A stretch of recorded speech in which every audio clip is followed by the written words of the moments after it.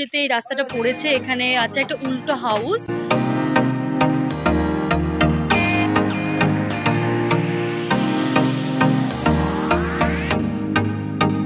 তোমরা হয়তো ভাবছো এটা আবার কেমন বাড়ি, এখানে লোক কি করে থাকে।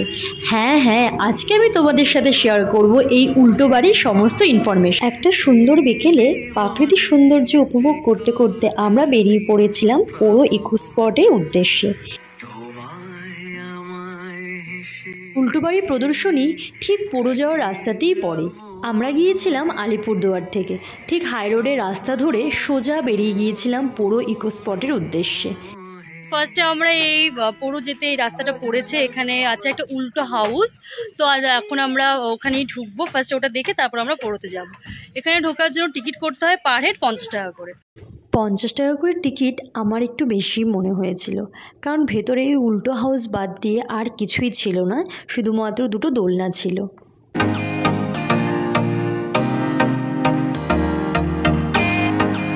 কিন্তু হ্যাঁ, এই উল্টো হাউসটা দেখে তোমাদের কিন্তু ভীষণ হাসি পাবে। ভেতরে সব কিছুই উল্টো ছিল, এসি থেকে শুরু করে বেড থেকে শুরু করে ইচ অ্যান্ড এভরিথিং। আর সব থেকে হাসির হলো ওই কোমোডটা, মানে বাথরুমের ওই কোমোড দেখে তো আমি হেসে পাগল।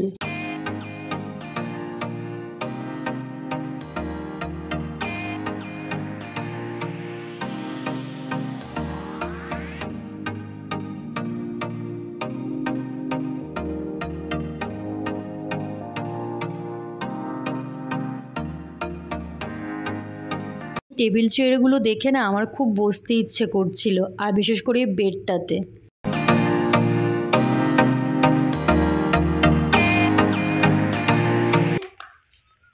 তোমরা দেখতে পেলে ভিতরে যে উল্টো হাউসটা আছে, এর ভিতরে দেখো ফার্নিচারসগুলো সব উল্টো করে রাখা।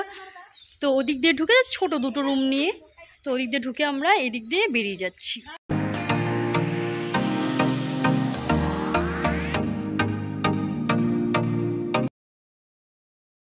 তো উল্টা হাউস দেখে এখন আমরা বেরিয়ে যাচ্ছি। বেরিয়ে আমরা আমাদের মেন যে লোকেশন পোড়োতে সেখানে যাচ্ছি। পোড়ো আমি অনেক বছর পর গেলাম। পোড়ো আসলে একটা পিকনিক স্পট, ওখানে সবাই পিকনিক করতে যায়, বসে পিকনিক করার মতন জায়গা আছে। এমনি যদি পিকনিক না করতে চাও তোমরা ঘুরতেও সেখানে যেতে পারো। পার হেড এখানে এন্ট্রি ফিস 20 টাকা করে, আর গাড়ির জন্য এক্সট্রা 100 টাকা করে নেয়।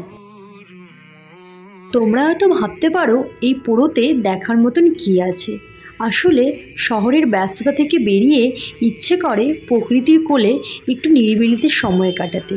আর আমাদের এখানে নর্থ বেঙ্গলে সময় কাটানো মানেই ছুটির দিনে বেরিয়ে পড়া, প্রকৃতি দেখতে। মন যেন এমনিতেই ভালো হয়ে যায় চারিদিকে এত সবুজ দেখলে।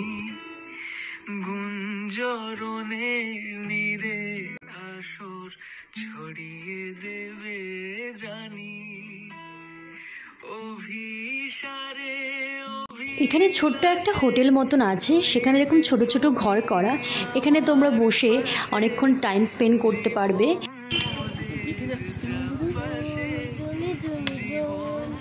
কোথায় এসেছি আমরা বলো তো? আমরা পার্কে এসেছি একটা। তাই ভালো লাগছে তোমার? হ্যাঁ। তার আগে কোথায় গিয়েছিলাম আমরা? একটা উল্টো হাউসে গেছিলাম, এখন সোজা হাউসে যাচ্ছি। আচ্ছা, মন তো শান্ত হলো, এবার তো পেটটাকেও শান্ত করতে হবে। এখানে তোমরা পেয়ে যাবে চা, তার সাথে মোমো। আর তোমরা যদি অন্য কিছু খেতে চাও লাইক ভাত রুটি, তাহলে সেটা ওদেরকে বলে দিতে হবে, ওরা কিন্তু রান্না করে দেবে। তো আমরা নিয়েছিলাম চা মোমোগুলো তো খুবই টেস্টি ছিল, আর প্রাইস ছিল মাত্র 30 রুপিস। তো আমরা মোমো টোমো খেয়ে পুরো আমাদের ইভিনিংয়ে যা স্ন্যাক্স ছিল সব খেয়ে এখন আমরা বাড়ির দিকে রওনা দেবো। এখনও সন্ধে হয়নি, মানে অন্ধকার হয়নি, মোটামুটি 7টা বেজে গেছে, বাট এখনো আলো আছে। তো এখন আমরা বাড়ির দিকে যাব, তো দেখতে থাকো তোমরা। কাটবে প্রহর তোমার সাথে। বাড়িতে এসে দেখছি মা বানিয়েছে চিকেন পকোড়া, আর মার হাতে চিকেন পকোড়া না দারুণ হয় খেতে। তো আমরা সবাই মিলে বসে পড়েছিলাম চা আর পকোড়া নিয়ে। ভিডিওটা এখানেই এন্ড করছি। যদি ভালো লেগে থাকে তাহলে কিন্তু অবশ্যই লাইক করে দিও। বাই।